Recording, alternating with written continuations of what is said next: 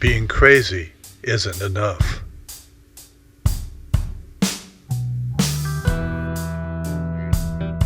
We should all be screaming, "Stop the madness!" from coast to coast. The problem's getting bigger every year. Please, stop the madness. Tell everybody you know about the madness. Please, stop the madness. From every school in the country, teach our kids about this madness. Day in and day out, we must get the word out about this madness. From every government building in this country, starting at the top, stop the madness. From every mountaintop, stop the madness, because it's already too late.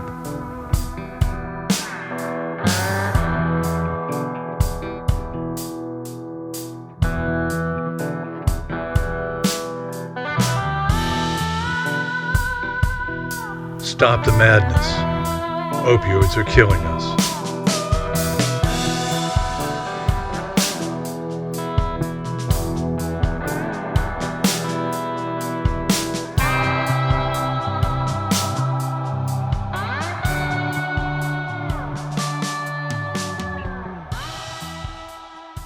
What is this madness? Let me put it this way.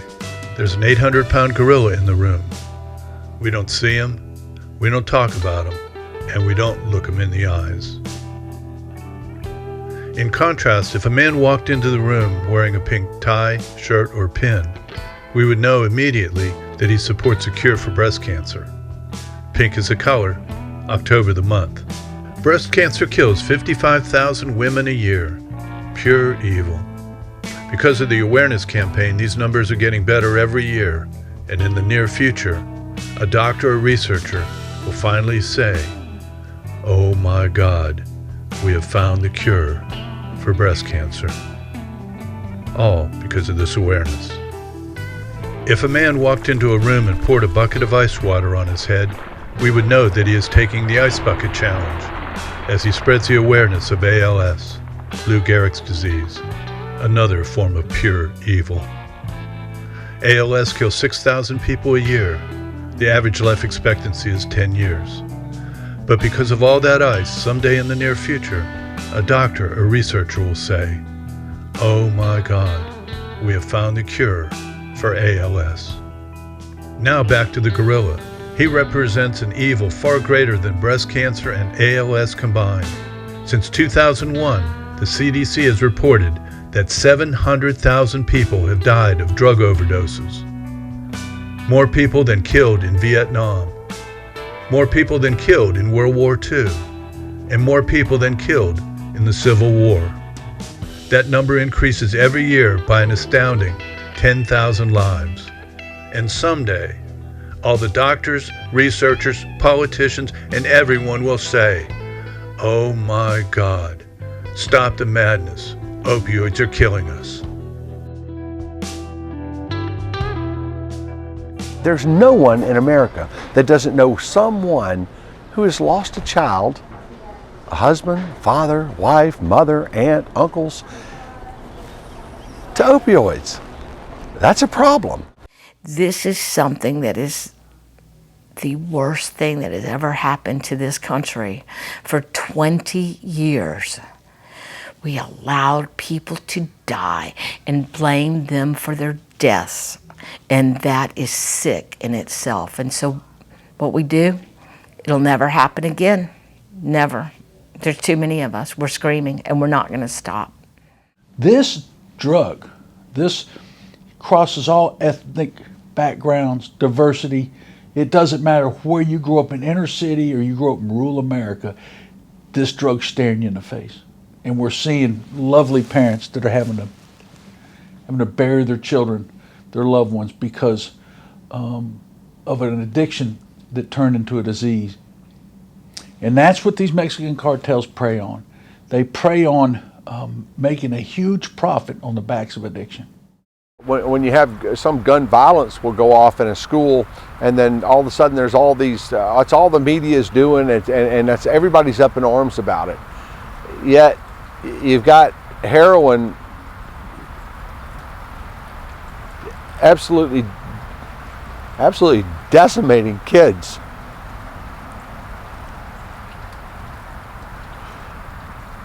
And you can't make that an everyday topic. That's a problem. It's not our country.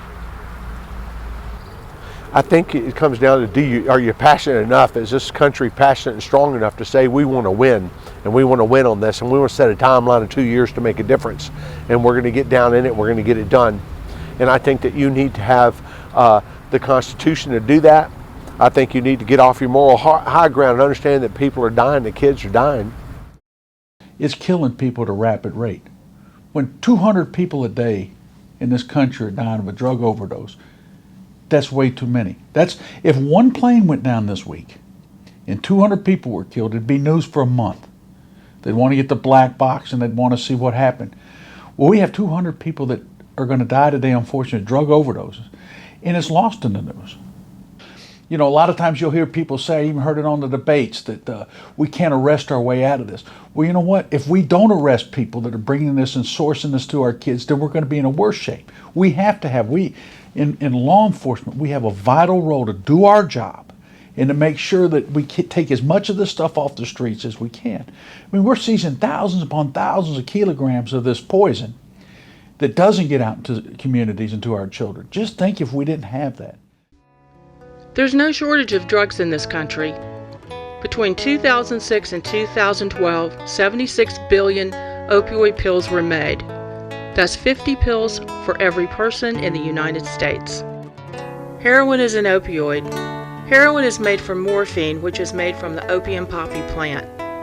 Oxycodone is a prescription painkiller and is a synthetic product of the opium poppy, similar to heroin. Regarding heroin, from 2016 to 2017, Mexico refined 111 metric tons of pure heroin. That's 244,000 pounds. 1 pound of fentanyl can kill 226,000 people. In 2019, the Border Patrol seized 3,500 pounds of fentanyl. This seizure is enough to kill 794 million people. 2018, did you know that 93 6th graders through 12th graders reported using heroin every day, with another 103 of the youth using at least once in the last 30 days in Forsyth County, Georgia? And if we are one of the top counties across this country, and we're getting this straight from the Student Health Survey of 2018, Forsyth County, have you heard this? We don't talk about this. We don't want anybody to know that we might also have an issue that we're covering up. I'm sorry, it's wrong. You can't cover up this pain anymore because so many of us are being affected, and we're not going to stop talking. We're not addressing this the right way. You don't see, go talk to some of these students and ask them, what's your anti-drug program? What are they teaching them in high school? They're not. I mean, you got, my gosh, when we were threatened with a nuclear attack, during the day kids would hit the floor and crawl under their desk, okay? How many people did the nuclear attack on America kill? It killed zero, because it never happened. This happened. This actually happened, and it's killing more people than that nuclear bomb ever thought about killing. And so, to be quite honest with you, the only way to start is to radically change the way that we are fighting this. And that starts off with one question, and that, do you want to win? And do you really want to win?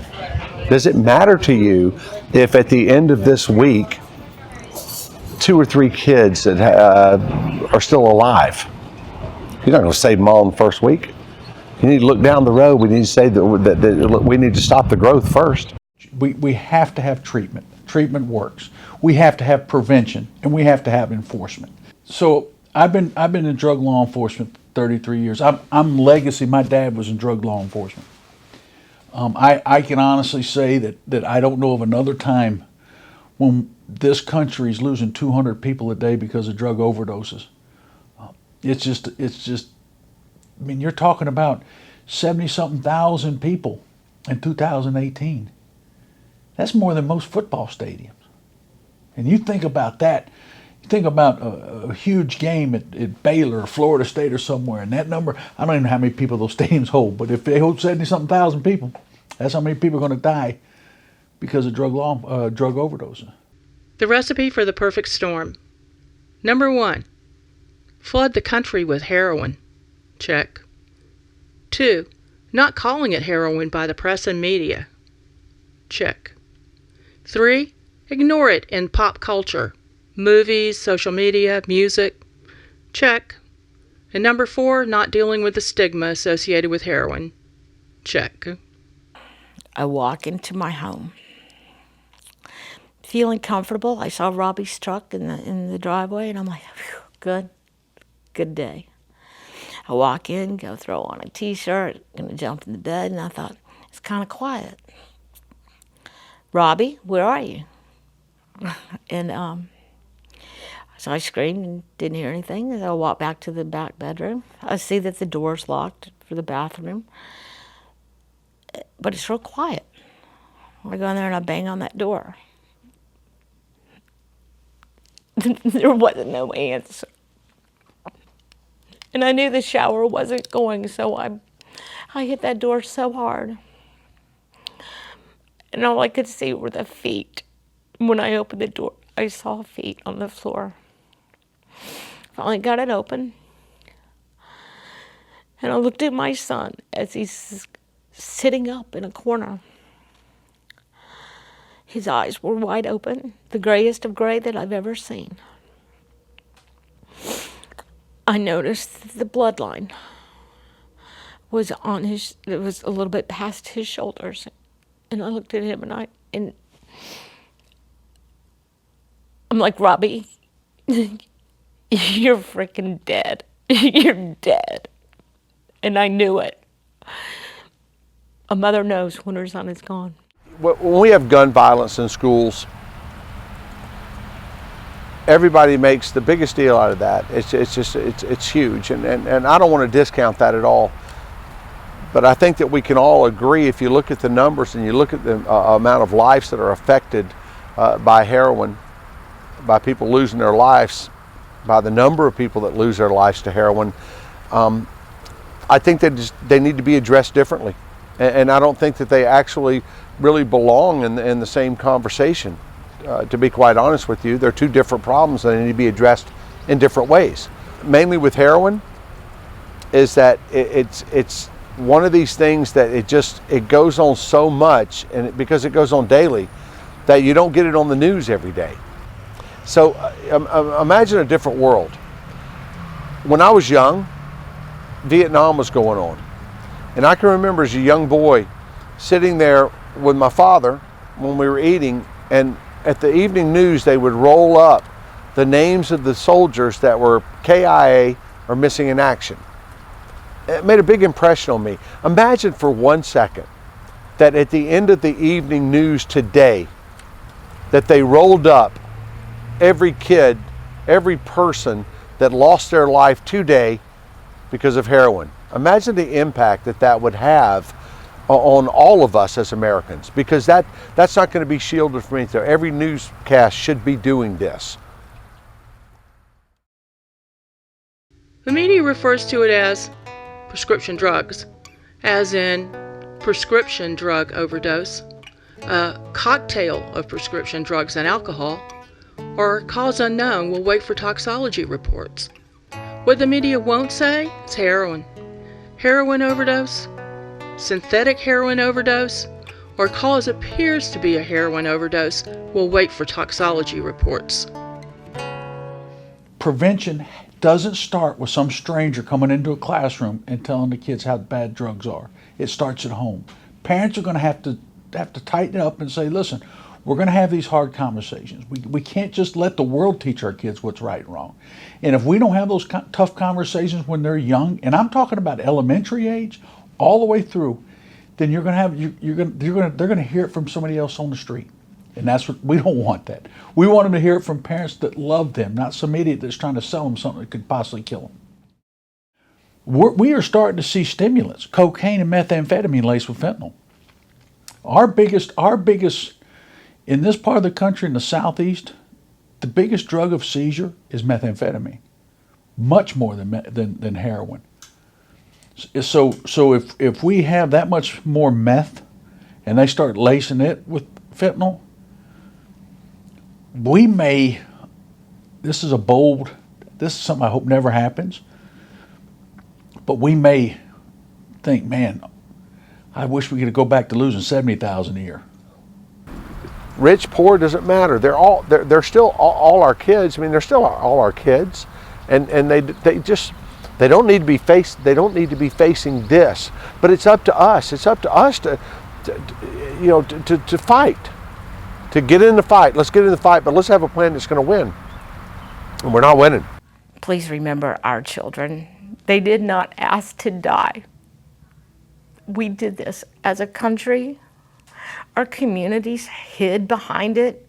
We wouldn't talk about we're losing kids. We can't because if we start talking about losing people, no one will want to live here. And then if no one wants to live here, then how are we going to pay our the taxes and have such a beautiful community? Wake up, stand up, shout out, and don't stop screaming until the world recognizes the problem. Please, and thank you from the bottom of my heart, because you don't want to be me. You don't want to be me. And you do not want your babies, your grandbabies right now, to grow up facing what our generation has faced. Acknowledge it, accept it for a fact, put the shame where it belongs, and honor these children. Stop the madness. Opioids are killing us. Please join us for other segments as we explore different angles to this complex problem. Science of addiction, beating the stigma, in their own words, do we want to win? Supply and demand, recovery and treatment, who hasn't shown up for this fight? I cannot think of anything more important than the safety of our children. Please stop the madness.